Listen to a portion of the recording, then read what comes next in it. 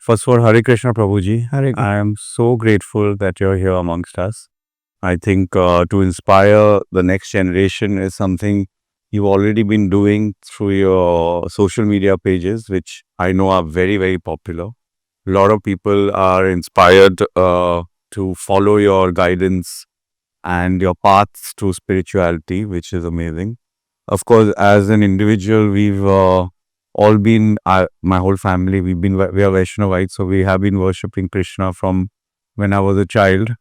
And my late grandmother, in fact, took me to all the pilgrimages, which basically are synonymous with Krishna worship and bhakti. So I think the main essence of having you here is to soak in the bhakti which you have for Lord Krishna.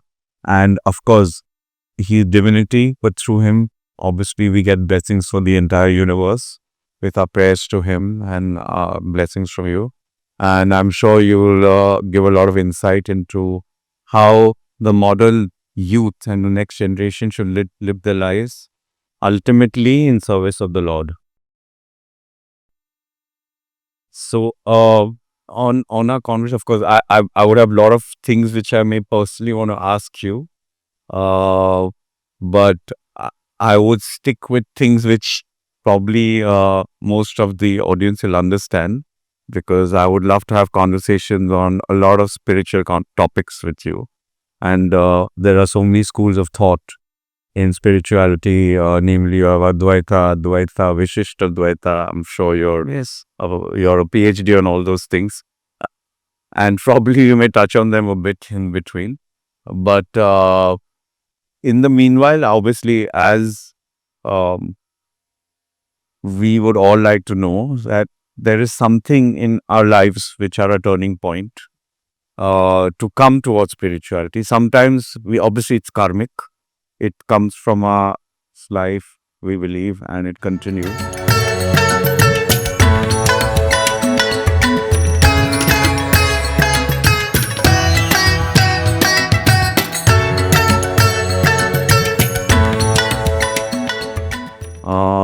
But at the same time, there is an event in the current life which probably is kind of a catalyst to start this journey. So, can I ask you, when did this journey of yours begin and how? Thank you very much, Yash, for this fantastic session. And it's so enlivening to see students at a young age being exposed to the concept of soul as a science. That's also something very, very revolutionary. And in my own case, I grew up in a South Indian traditional family, and our family is basically involved for several generations in worshipping and managing temples. So, from my mother's side, we take care of the Kalpati Lakshmi Narayan temple, and from my father's side, we take care of the Varadaraj Perumal temple in Alambalam in Palakkad. But then, as modernization happened, the families moved out of Kerala, went to other places, got education. So I grew up in a town called Bhilai in Chhattisgarh. And pre-Kota, that was the place where the maximum number of IITians would get produced. So the first IIT factory, JEE cracking factory happened there, which was in the 80s.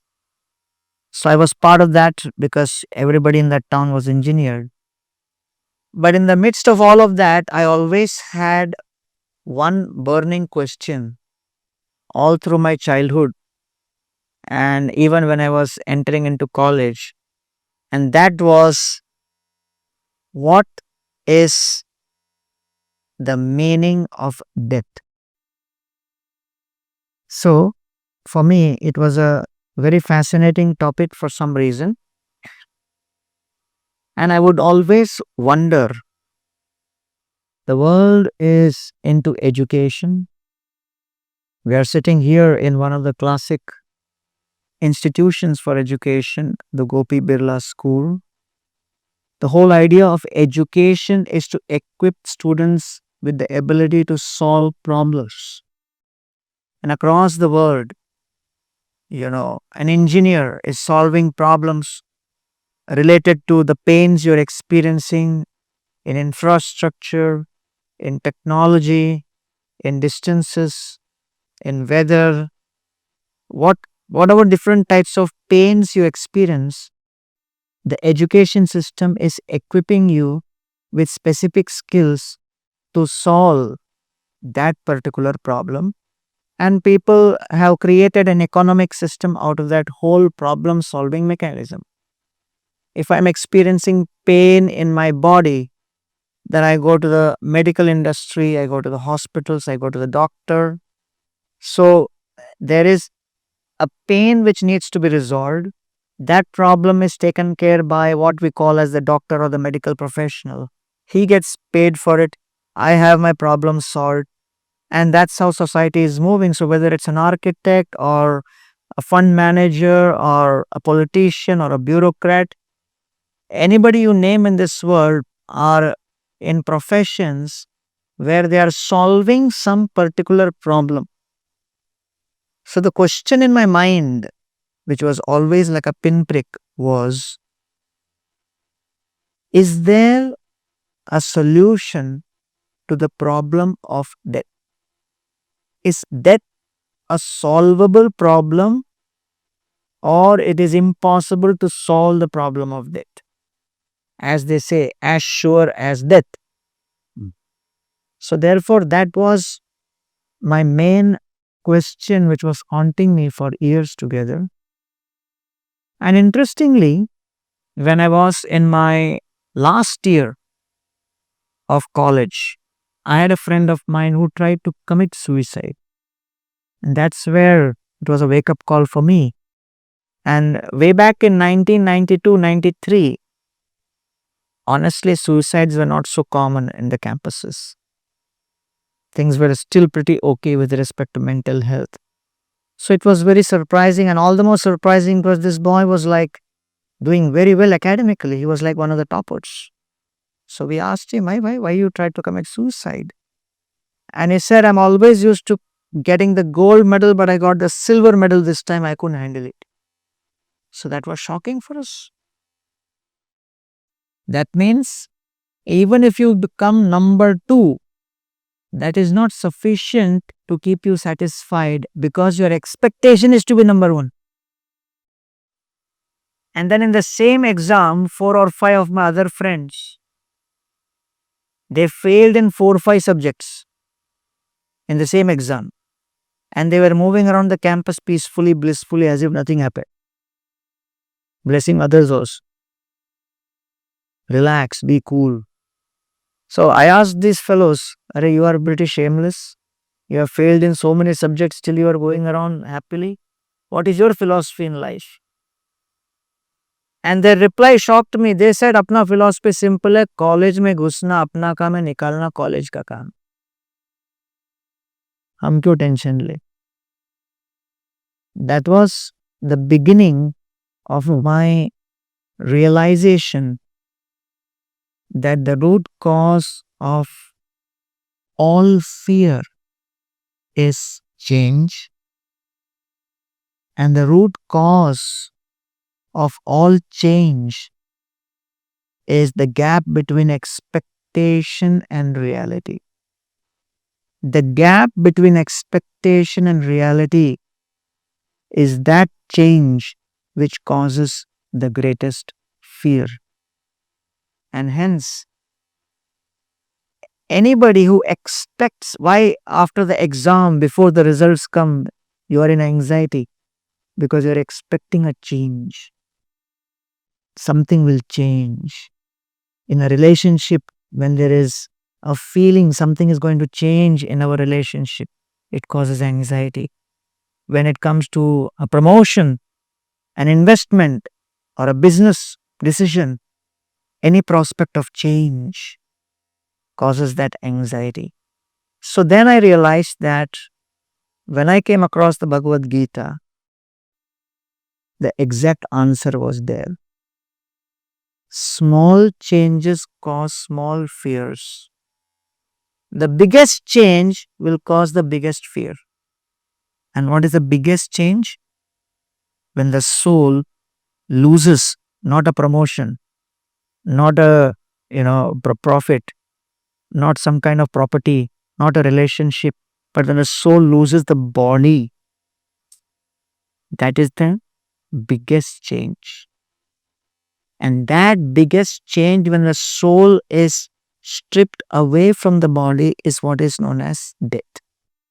And so Krishna says in Gita, Dehinosmin yatha dehe kaumaram yauganam jara tatha dehantara praptir dhirastatra na muhyati. That the body goes on changing, the soul doesn't change. At the time of death, the soul enters into another body, which is the process of reincarnation, and the soul accepts new bodies. And this entire process is described in the Gita as transmigration. And then the Gita says, you can solve the problem of death. And I said, wow, I never heard that. Nobody ever told me that. Nobody even discusses that. And then the Gita says, how do you solve the problem of death? When you realize that the thoughts at the moment of death decides your next life. Whatever is the most prominent thought at the moment of death, that will define your next body. Yam yam vapi smaran bhavatajantante kalevaram. Then Krishna says, death is an examination, life is a preparation. And therefore, the entire principle of spirituality is centered around that segment of society which is highly invested in planning for their journey beyond death. And this is something which is never properly communicated in social circles. People try to be cool and they never reveal the reality that temples, spiritual literature, spiritual holy people, holy places of pilgrimage, they are all meant for those who are seriously invested in planning for their specific journey beyond death. And that's what makes a spiritualist, a sadhu, a monk, any kind of, satsang different from a motivational speaker and a coach and a mentor. Because a motivational speaker, coach, mentor is only concerned with your journey till death. How to improve your life, how to improve your overall life facilities. And they never touch the principle of death. And therefore, I love your book here called The Soul Science, because this really brings to prominence a very important principle that the body will perish, but the soul continues its journey. And therefore, when you go on a vacation, you travel, you plan your travel. I'll go in summer to Switzerland, I'll go to Rishikesh, I'll go to Shimla, I'll go to New York. Just like you plan your travel for your body, that's called as tourism. Planning for where to take the soul after death is what is called as spirituality. So that's the whole idea which I got inspired by. I think you put it amazingly, Prabhuji.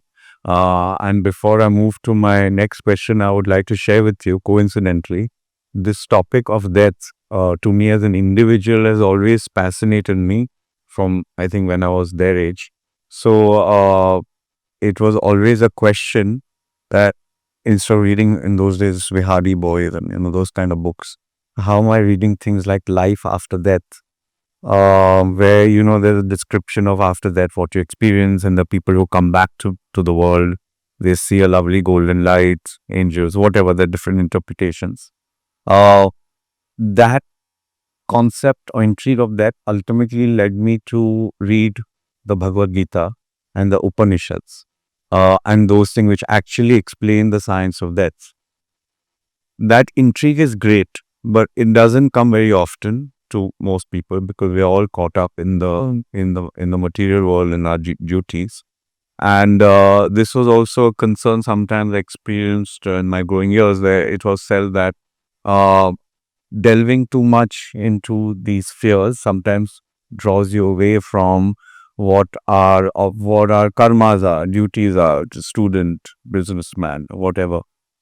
So how do we find a balance between which is the substrata of everything we do, spirituality, but at the same time never forget what we are here for, is our dharma and our karma. Thank you, Yash, for sharing your own experiences with the principle of death and being intrigued by that. And I can see that, that explains how there is a book called The Soul Science here. And you're exposing the children at a young age to our Sanatan Dharma tradition. I'll give an example to your question from the context of the students. Many of you are in your middle class, then you'll go to high school. And then after 12th standard, some of you may prepare for NIT, IITs, or medical colleges, whatever. So if there is a student who plans that after my 12th, I want to become a doctor, I want to give NEET exam. So that's eligibility for that is beyond 12th standard. But that student starts preparing in 9th standard.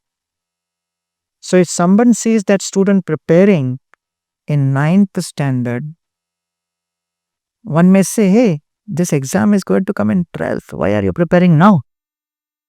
Said, if I have to be ready by 12th, I have to start preparing now.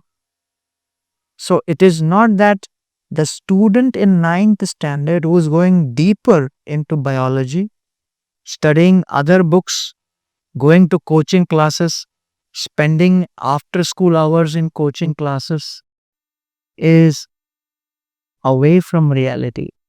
No. That student is very intelligently and intensely planning for an entry into a specific institution after 12th, for which the preparation is starting now. So therefore, the purpose inspires the current investment of our time and energy. And today, what the student community and the youth especially need is a choice between two things. Material means pleasure driven, spiritual means purpose driven. And therefore, those educational institutions, teachers, parents who are able to handhold the children to lead a purpose driven life rather than a pleasure driven life, they will see a very different level of character and competence manifesting amongst them. And this, I feel, is a very major responsibility of all the guardians. So therefore, yes, you may have your goal towards what you are planning at the time of death, but you work backwards, and your present thoughts, your present choices, your present contemplation, your present commitment, your present convictions will determine your future content of what's going on in your mind. Very well said. I think what uh, for the students to understand that whatever deeds you're doing, there should always be a higher purpose. It should not be self-oriented in your words, and it should be always something which you're doing for a larger purpose, higher purpose. maybe for the community, maybe for the society. And I think that's the difference between individual goals and a goals driven for a higher purpose. I think you put it very well. The other question that I guess comes in a lot of people's mind is that to carry on thinking like this for a higher purpose, sometimes we get very caught up with the ego, what we say ourselves. So it's always recommended to follow some spiritual practices. Now, spiritual practices are varied today and age, and they have their own interpretation. They have different religions, paths. I do believe ultimately they all lead to the same goal, which is realization. But at the same time, specifically talking about what I've experienced at ISKCON, and there are some other institutions. There is something, we have pranayam, we have meditation, and then we have what ISKCON always believes in is chanting the name of the Lord. Right.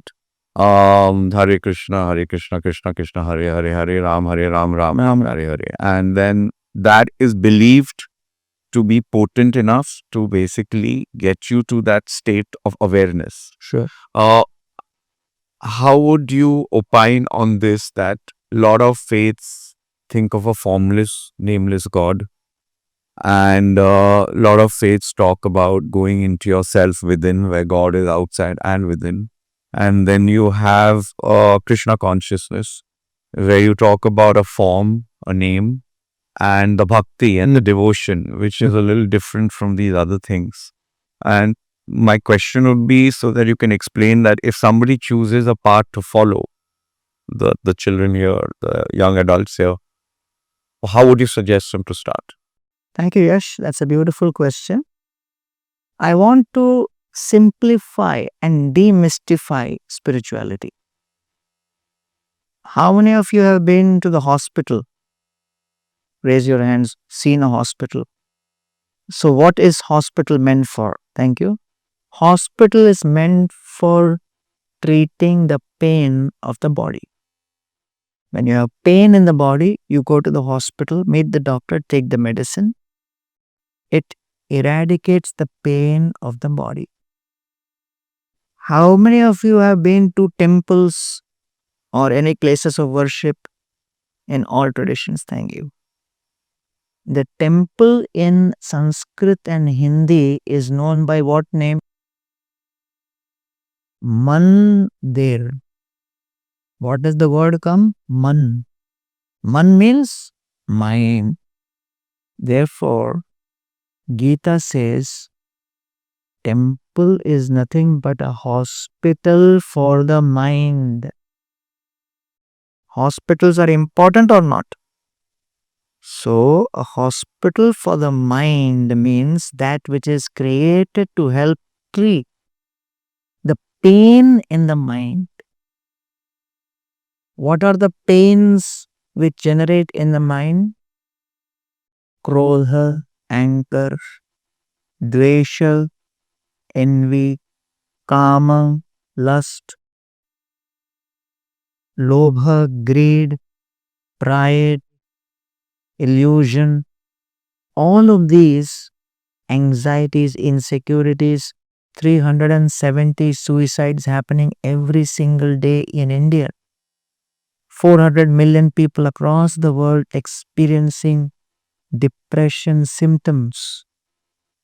These are all realities, which means that's a pain in the mind also. I visited my friend in hospital ICU. He got a heart attack, and I said, "Hey, what's going on?" He said, "I was expecting a promotion, but somebody else was given promotion who was junior to me. And the worst part was I was the one who recruited him. And he became my boss." The education system is teaching you how to get that position. The education system currently designed is not equipped to help you deal with a situation where someone else gets that position. Therefore, I really like this introduction on the soul science curriculum in the Gopi Birla school and in your open minds, where You are integrating success with happiness. And my dear friends, what's the difference between success and happiness? Success is to get what you like, and happiness is to like what you get. And there's a huge difference between the two. Hmm.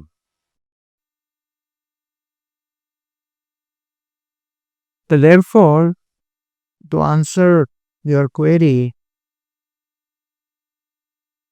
all the places of worship, whether it's temple, mosque, synagogue, church, gurdwara, all these are places of worship.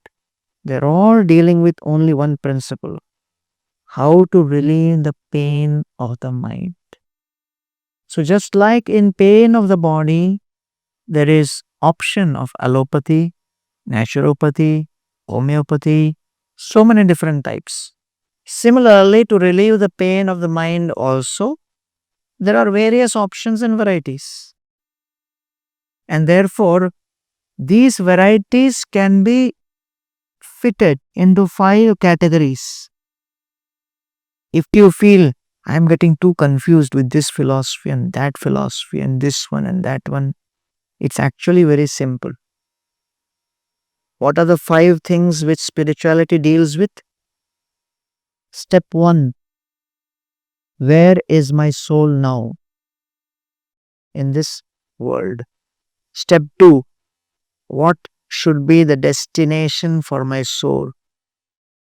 Step 3: what are the experiences I will get when I reach that destination? Step 4: what is the best, easiest, fastest path for me to reach that destination? And step 5: what are the obstacles in my journey?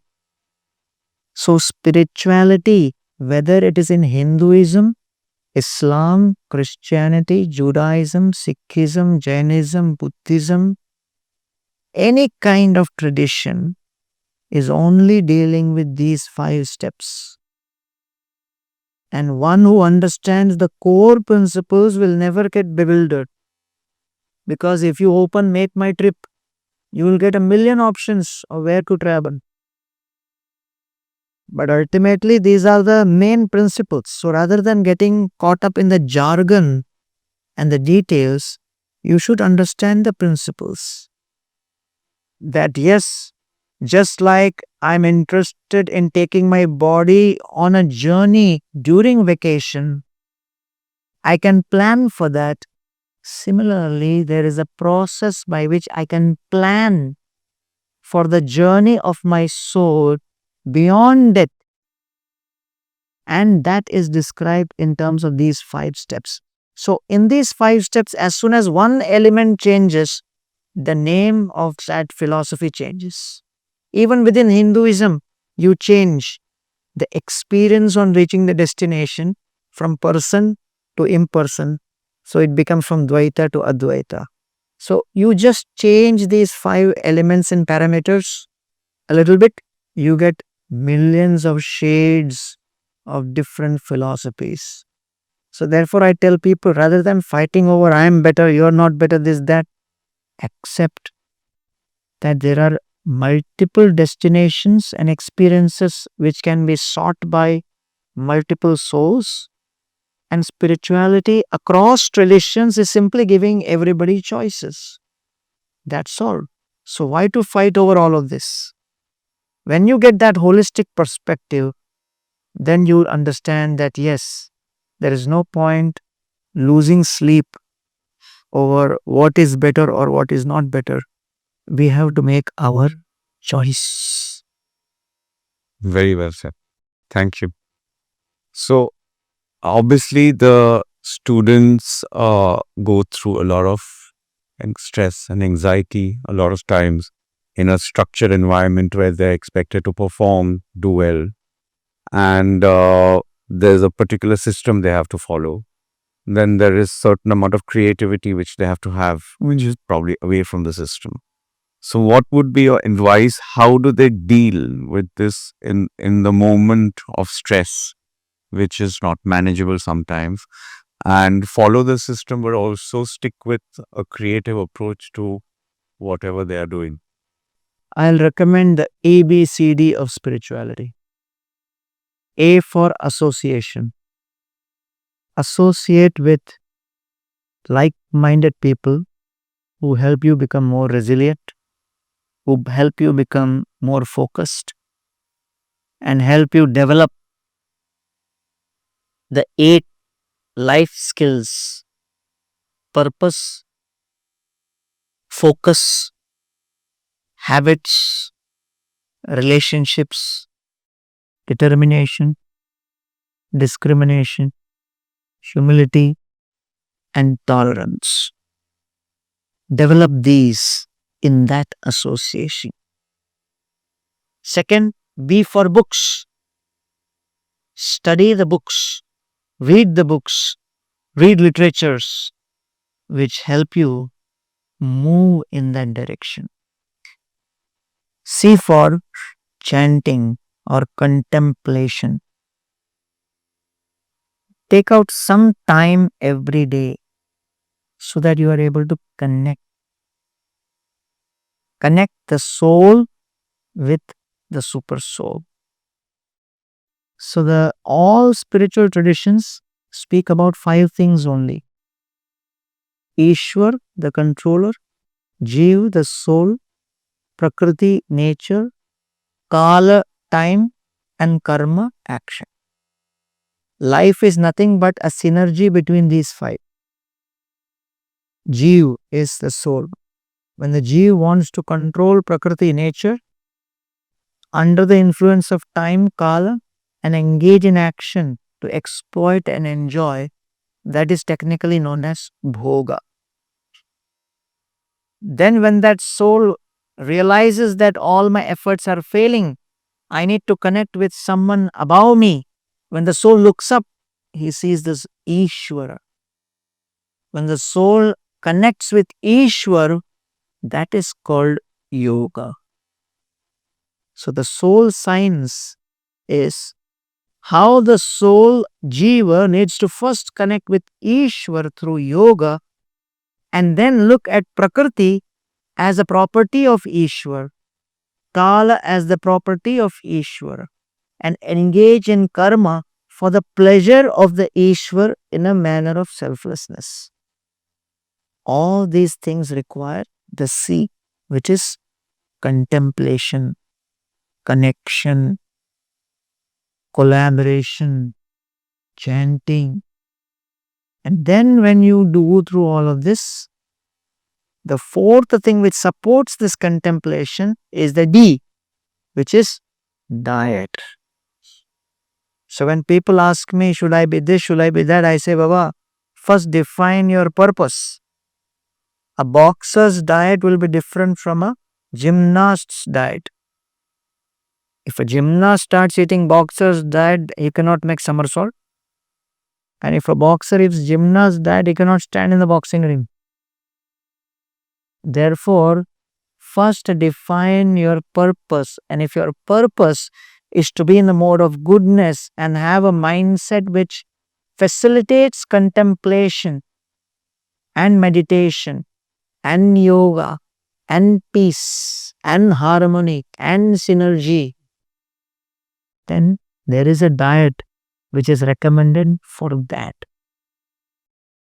Therefore, if you are not interested in that spiritual journey, if you are not interested to bring your mind and senses under your perfect control, if you are happy to be a victim of circumstances and to be smashed by various desires like a typhoon within your mind, then there is no need to be so picky about your diet.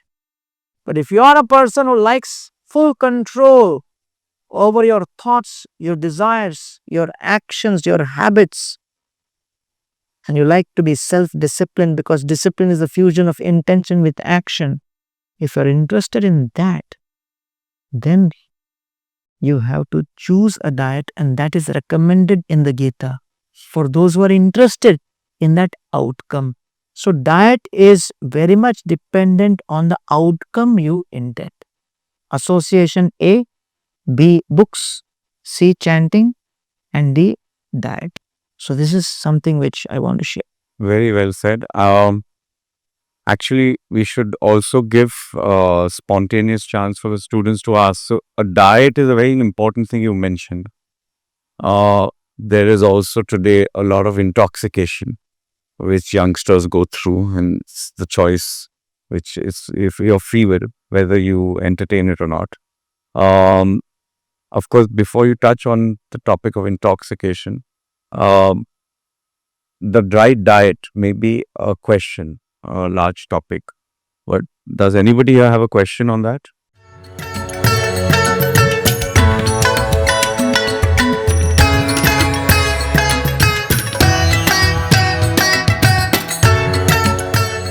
Anybody can ask, what do you feel in response to Prabhuji saying that the diet is an important thing, which I think applies to all of us and to all of you all. Does anybody have a question? Yeah, he has a question, so just give him a Good afternoon, sir. Good afternoon. What's your name? My name is Gian Jalani. My name is Gian Jalani. So my question to you, sir, is that how can we balance our emotions effectively in order to foster a more harmonious and effective life? Fantastic, Girish. Great question. How to balance your emotions? You can have a seat. Thank you. Emotions are the outpouring of the mind. The sun gives rise to sunshine. Like that, the mind gives rise to emotions. Therefore, in Sanskrit, emotions are known as bhavana. Mind is known as man. Man. So, from the mind, the emotions manifest. So, there are 4 levels at which you have to control the intentions in the mind by which your emotions will be affected. Like if I want to switch off that fan, I will go to the switch. So, depending on whether I move the switch to off or 1 or 2 or 3 or 4, the speed of the fan will be regulated. What is that regulator of emotions? If the emotions need to be regulated from off to 1 to 2 to 3 to 4, that regulator of emotions is known as intention. So there are 4 levels of intention. Lowest is intention arising out of mode of ignorance, tamogun, out of fear. Which means, why should I go to school? Oh, if I don't go to school, I will fail. And if someone says, 12th के बाद क्या करना है आपको? अब बोलो, Arthur road jail नहीं जाना है. So that's not a very high level of ambition. It's very negative. It is negatively driven. It is fear driven. Why are you attending class? If I don't attend class, teacher will become angry. Father or mother will become upset. That's why I'm attending class. It's the lowest level. Intention inspired by fear. Higher than that, mode of passion is the intention driven by desire. Desire, ichha.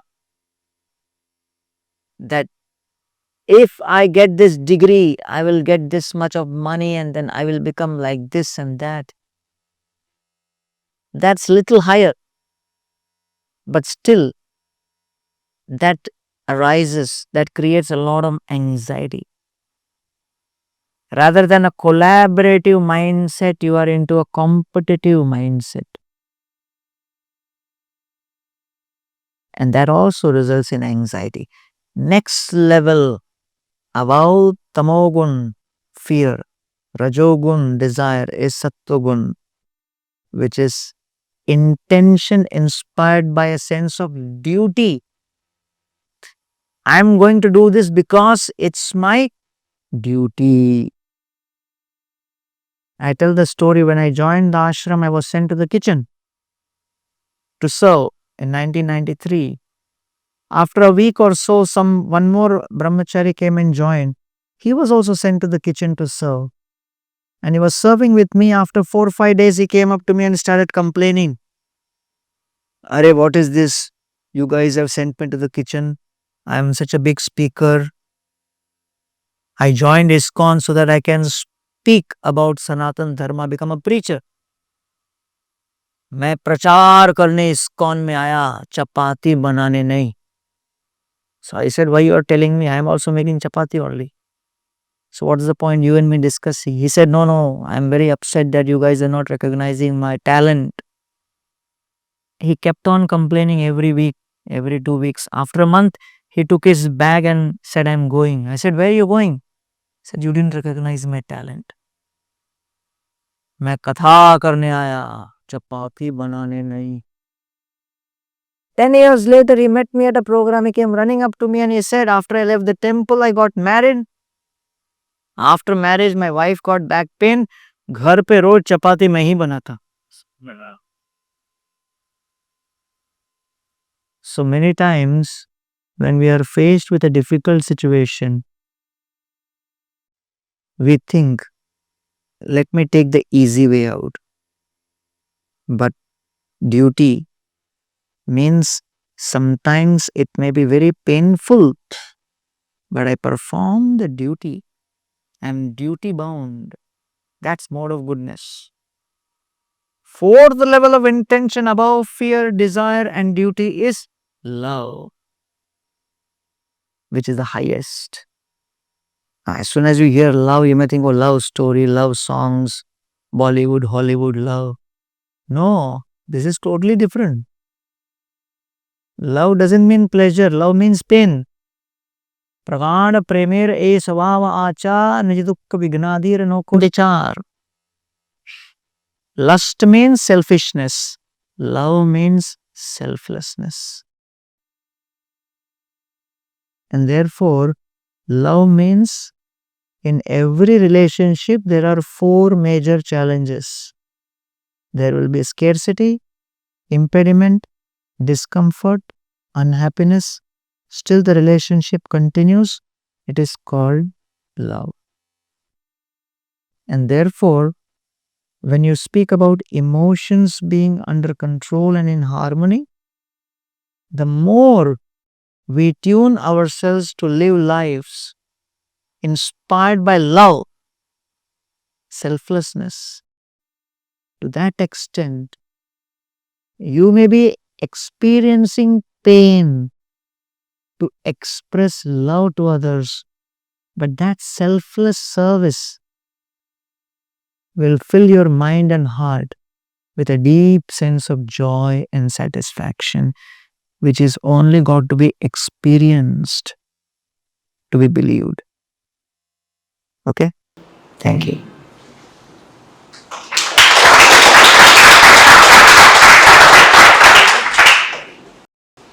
Good afternoon, sir. Good afternoon, Prabhuji. My question is for Mr. Yash Birla. So, what inspired you to incorporate soul science as a subject in Aston curriculum? So, it's a good question. I do feel the modern education system is brilliant, but sometimes we are forgetting what our tradition and culture started with. So you all have heard about the Gurukul system where education were. Even the K's used to send their children to learn the Veda, the Shastra, what are those spiritual books at that time were there.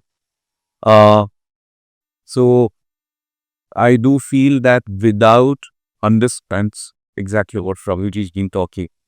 Uh, if we just academically study something and we don't study the higher purpose behind whatever we are made to learn here, then our education is incomplete. Uh, and to some extent less satisfying. Uh, Soul Sacks also something is about how I feel there is a code of conduct in life. Of course, we all have a choice, and there's no right, wrong, exactly. But there's a particular code of conduct which kind of makes immoral fire into following a higher purpose. Again, something what we'll be talking. So, let's say practically to make it a little more day-to-day life oriented. Uh, for all of you. So today you have situations where we have, okay, we talked about dark. So you have an increased rate of divorces in this country all over the world compared to what it was probably 2 decades ago. Relationships, decay. I think people feel they are loved and suddenly after a few days you think, oh, that's not what I wanted. And then you walk away. The point of coming to there is a few commitments you have in life which comes from your mind, intellect, and ultimately the soul. And unless you learn to connect to those three layers, everything is impulsive. Okay, I don't like it. Bye bye. You're not like how I perceived you to be. I thought you would do this for me. Bye bye. So that brings us to Prabhuji's really important point. What is selfless? Selfless is not what I'm expecting from you, but what the joy I'm getting by giving it to you. I'm talking in a relationship, in whatever relationship. Now, this relationship could be not only husband, wife, dating, lovers, whatever you call it. It could also be parent, child. It could also be brother, sister. Every relationship has duty as long as you learn to accept the person and love that person irrespective of your expectations. Why I touched on this point when you asked this lovely question. So, through soul science, we have to learn to live life to the fullest, not only spiritually, but also practical. How we apply these spiritual concepts to our day to day life. So, this is just one example that I gave today about relationships and commitment because it's Abuji with Pacha. Uh, there are a lot of other topics which you can uh, probably gain from a soul sciences. I touched on the topic for intoxication with you. Yeah. So obviously there are a lot of theories. Why is it good or why is it bad for you? Would you like to elaborate? You first share your thoughts. So Kilavi. So my point is okay. I'll tell you my thoughts on this. So again, choices are everybody. And again, I must repeat, there's no judgment here. I'm not judging anybody who does whatever. I've grown up in an environment, I was a cathedral school. So I grew up in an environment that was very socially acceptable. You go out, you have a drink, and that's how you enjoy. Um, I just chose to think differently because I thought true enjoyment, even if I go out, is not kind of subduing my intellect or my mind to enjoy. Because if I'm not enjoying from within, then what's the purpose of being there? So whenever anyone told me that it's my birthday, let's celebrate and have whatever sip of champagne or whatever, I would say no, because that's not how I would like to celebrate your birthday. I would like to celebrate it with joy from within. Otherwise, why am I here? So these are the choices you make after you understand what a higher purpose is. That till day I've never tasted alcohol. I'm always treated with face. Not that I feel there's again no right and wrong, but it's something which I believe prevent me from a higher purpose. And I think a lot of people miss that point. Uh, there's another example of this also. So I love physical fitness. I love weight gym. So everyone said you need a lot of protein, something which is very common. So they said that for protein, you need to eat non-vegetarian food. And I've always grown up as a vegetarian and I don't even consume eggs. So I said, for what reason do I need protein from non-vegetarian food? So everybody, a lot of my fitness trainers recommend you must start having eggs at peace, not more. I said no, because I'll work probably a little harder at the gym if I want to. I'll be more controlled in my diet if I have to. And there is enough protein in vegetarian food. In fact, rice and dal, shambar, is a complete source of protein, amino acid, and protein. Again, these are practical examples of what we believe and what we live. Studying this book, scriptures, ultimately make you understand why. Otherwise, we're just doing something as a system. When you read scriptures or knowledge in our life, which has been handed down to generations, uh, then you actually know why somebody's saying that. It's not just because you're saying you follow it, but you say you follow it because you really want to believe. So that's the purpose. Fantastic.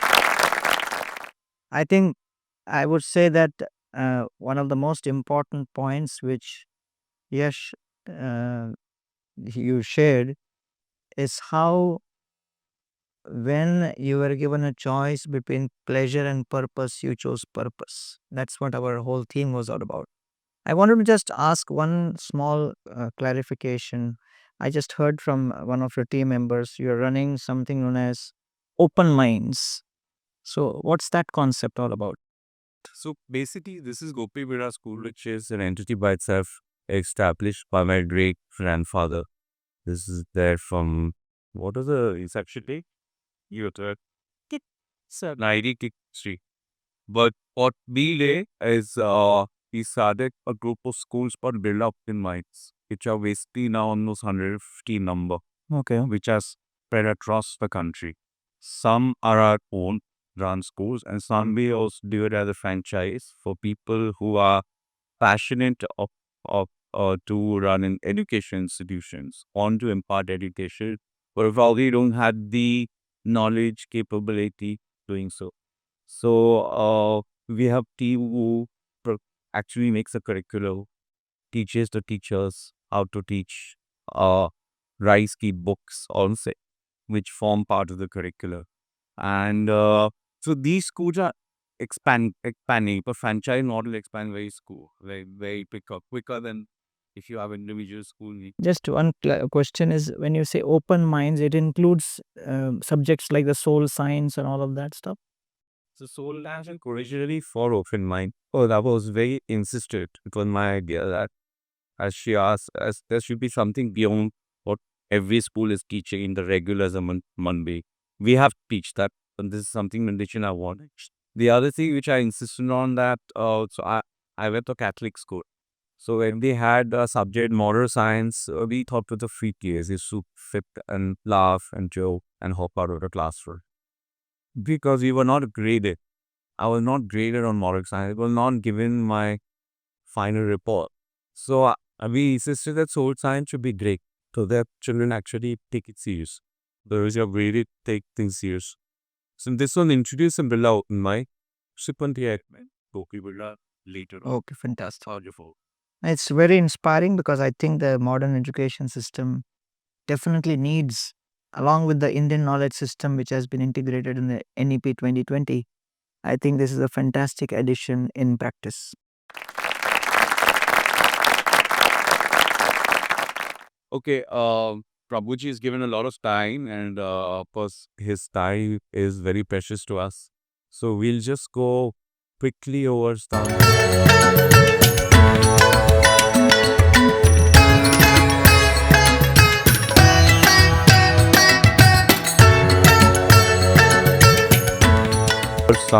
Some quick questions. Maybe if you have some long minutes, we go to one phrase, which is then we can chat about it. So if you could recommend one book that a reader should read, Bhagavad Gita. lovely. Besides Srila Prabhupada, who was deeply inspired in your spiritual journey, can you mention any other first? Radhanath Swami. Right. who has written a brilliant book, I must tell everybody, which is an autobiography of an American Swami. Correct. The Journey Home. The Journey Home.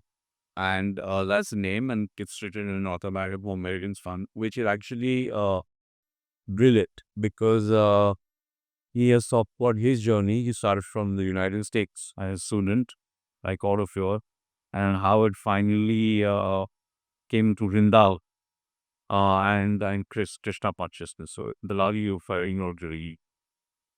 Which place in India would give you the most sense of peace and belonging?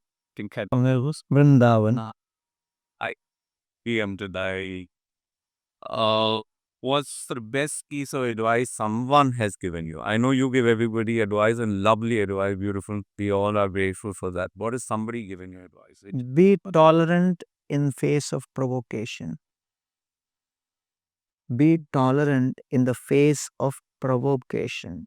All of us are provoked, every day by so many things, but be tolerant. Lovely. Well, one song, movie, piece of art, could be anything, from any spectrum of the entertainment world. Would you have my school experience? I really loved that song, which when I was in school, I saw in the movie. I don't remember the name of the movie. Itni Shakti Hame Dena Data. I don't know whether this generation has heard that song. Yes. Has that of your school? Here? Oh wow, I didn't know this. See, the coincidences don't happen. They're meant to think. Okay, that's lovely. That's a beautiful song, actually. Yeah. If you could make one change to the education system, what would it be? Add the concept of spirituality in a holistic manner. I think something good. I think soul science really inspired me and Thank. beautiful. If you could describe India in just one word, what would you say? Harmony.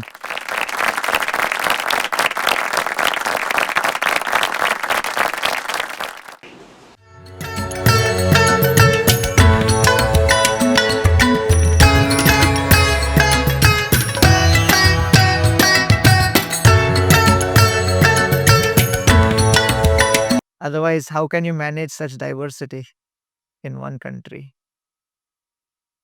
It's so many countries put into one in terms of languages and cuisines and everything. Beautiful. We have one small section which we can do it only for a minute instead of a discussion. Is we take up a passage from here. Sure. And giving your view about control your thought process requires time, but is it worthwhile? Is what they have given as a phrase for students and the teachers to discuss. Page number 20. Page number 20. Learning to control your thoughts process requires time, but is it worthwhile? Learning to control your thought process requires time, but is it worthwhile? Yes. If you have the best of Mercedes car, but you're stuck in a heavy office time traffic jam spread over 3 kilometers, even with the best of the Mercedes, you will not make much movement. Therefore, your ambitions are like that Mercedes Benz. It may be moving, it has the potential to move at high speed, but if it is stuck in the traffic jam of clutter of other thoughts, where will it go? So, therefore, the meditation and contemplation clears the traffic of the clutter in the mind, and then the ambition of your Mercedes can go at 140 kilometers per hour and reach the destination. Therefore, meditate. Very well. Thank you, Prabhuji, so much for your time. You first share your thoughts. And one thing I've learned in the scriptures is the best way to spend your time is to be with devotees, people who talk about spiritual things, and also who love the divine. And I think what better time spent than time with you. I think that's a blessing by itself. Thank you. And I would like to really, we have expressed my gratitude. Of course, by touching your.